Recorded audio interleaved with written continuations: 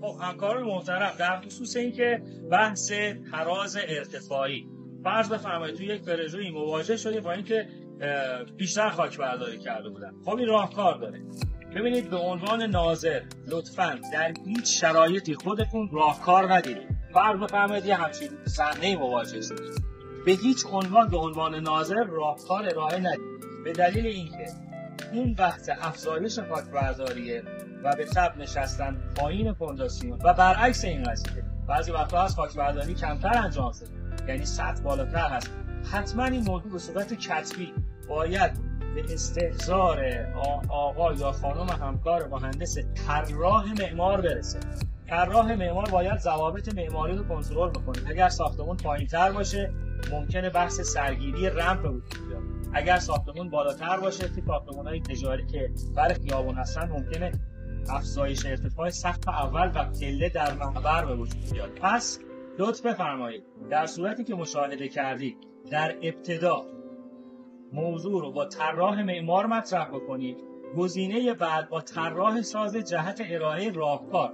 این که میگم راهکارهای متعددی داره، اما ما در مورد راهکارها چون قرار هست صحبت نکنیم، صحبت رو باز نمی‌کنیم. اما لطفاً اگر بیشتر از 10 سانتی متر تقریباً تلرانس داشتید افزایش خاک برداری یا کاهش خاک برداری، این موضوع رو به صورت کتبی حتما اول به طراح معمار و بعداً به طراح سازه اعلام کنید که راهکار رو بهتون بگن، چون راهکارهای متنوعی داره، اما با توجه به شرایط کاربری من این راهکارها میتونه متفاوت باشه، حتی میتونه موجی باشه. یعنی مالک موظفه هر جا که دوستان صلاح میدونن از خدمات نقشه‌بردار استفاده کنه.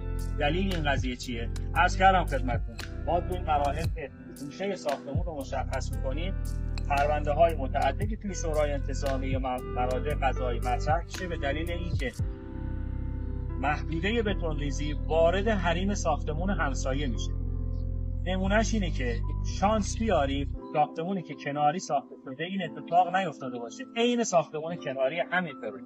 ببینید این ساختمون کنار، ملاحظه بفرمایید وقتی قالب رو بسته اومده انصافی درست کار کرده، یعنی قالب کنار بسته، نگفته چون زمین همسایه هست هر چیزی که خاک برداری شد.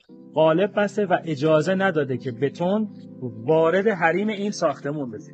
چرا؟ اینکه اگر بتون وارد حریم این ساختمون شده بود، مالک این ساختمون میتونه به راحتی از ناظرین و مالک ساختمون بغلی شکایت بکنه و این بحث توی مناطق بالا شهر دوستان بسیار بسیار خطرناکه، چون هم درز امریکا رو به هر حال تحت شعاع قرار میده و هم مسائل قضایی داره.